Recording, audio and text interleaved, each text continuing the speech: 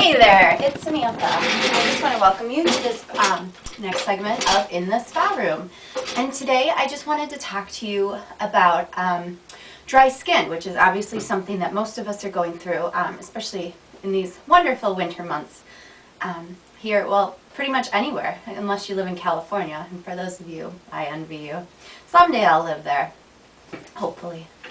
Anyways, one of the first things that I wanted to talk to you about is what to wash your face with. Well, obviously you don't want to strip your skin, so you want to use a nice gentle cleanser.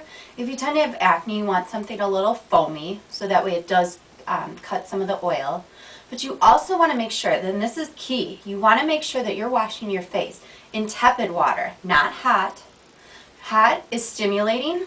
It stimulates the pores to open up, and it's also dehydrating. So when your skin's already dry, the worst thing you could do is wash it with hot water. So you want to make sure the water is tepid, like a nice warm temperature.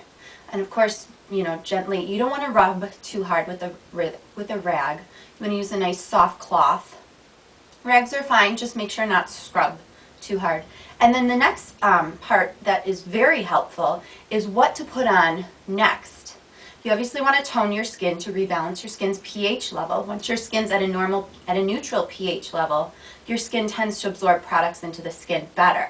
So what do you put on your skin next? Something that can help bind water to the skin cells. If you tend to have acne or oily skin, something called liposomes.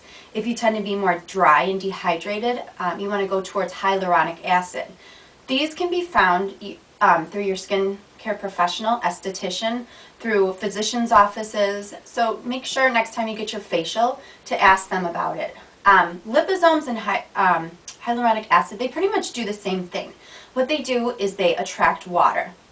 And once they get in the skin cells, they literally poof up and they kind of expand. So your skin cells expand and they're full of water. And the way I like to kind of describe it is your skin cells are like bricks and mortar. So what will happen is the liposomes or the hyaluronic acid will get into the skin cells. Then it'll attract water, so they'll poof up and they'll fill in that gap. So what happens then is the water can't get up through the surface and evaporate off. And then you seal it with a nice layer of moisturizer or hydrator if you tend to be oily.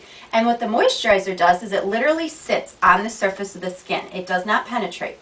It just sits there and it protects water loss. So once you've got that, you should be good. So I hope that helps. If you have any questions or comments, please feel free to email me, SamanthaSpaGirl@yahoo.com. And have a great day. Talk to you next week.